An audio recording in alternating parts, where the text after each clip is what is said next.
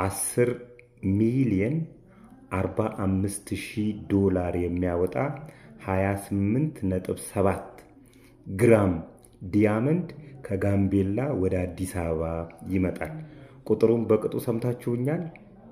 10 ሚሊየን 45,000 ዶላር የሚያወጣ 28.7 ግራም ዲያመንድ ከጋምቤላ ወደ አዲስ አበባ ለመሸጥ ይመጣል። ይሄ ሰውዬ ቂጤሳ አበራ ይባላል። ከጋምቤላ 28.7 ግራም ዲያመንድ ይዞ ይመጣና የሚገዛው ሰው በደላላ ያፈላልጋል።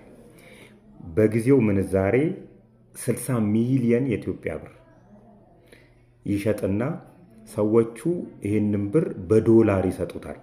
በዶላር 10 ሚሊየን 45,000 ብር ሲሰጡት በዶላር አልፈልግም፣ በብር ቀጥታ አካውንቴ ላይ አስገቡልኝ ይላቸዋል። በጊዜው ሰዎቹ ብር አልነበራቸውምና በቃ ዘርዝረን ሰኞ ዕለት እናስገባልሃለን አካውንት ላይ፣ እስከዛው ድረስ ዲያመንዱ አንተ ጋር ይቀመጥ፣ ብሩን ያዝነውን ዶላር እኛ እንዘረዝራለን ይሉና በዚህ ይስማማሉ። ቂጤሳ ከጋምቤላ ነው የመጣውና ሌባ ይፈራና ወደ ቸርች ይሄዳል። እስራኤል ዳንሳ ጋር ማለት ነው። አንድም ከሌባ ፍራቻ ነው፣ አዲስ አበባ ሌባ ይሰርቀኛል ብሎ ነው።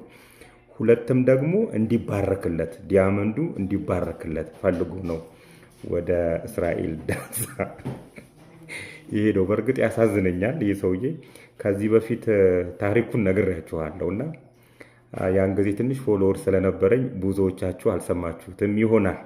ስሙት። አሁን እስራኤል ዳንሳ ጋር ይሄድና ለእስራኤል ዳንሳ ጸልይልኝ ብሎ ዲያመንዱን ይሰጠዋል። እስራኤል ዳንሳ ከዚህ በፊት ዲያመንድ አይቶ አያውቅም ነበርና ሁሉንም ምዕመናን ተንበርከኩ ይላቸዋል። ተንበርከከው ሲጸልዩ ጸልየው ሲነሱ ዲያመንዱ እጁ ላይ አልነበረም። እስራኤል ዳንሳ ጋር የት ሄደ ሲለው ሰይጣን ወሰደው።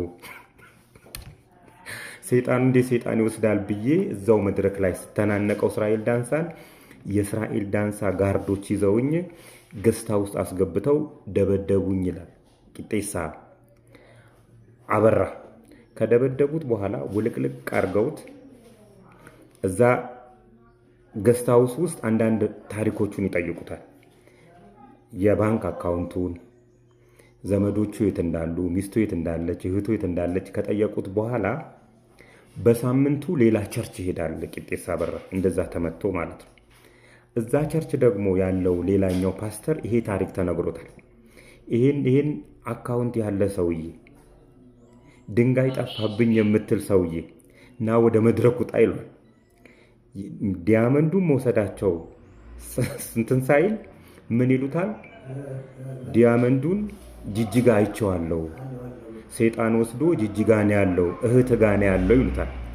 እንግዲህ ዲያመንዱን መውሰዳቸው ሳያንስ ከእህቱ ጋር ሰላም የተቀመጠችው እህቱ ጋር ለማጣላት ማለት ነው።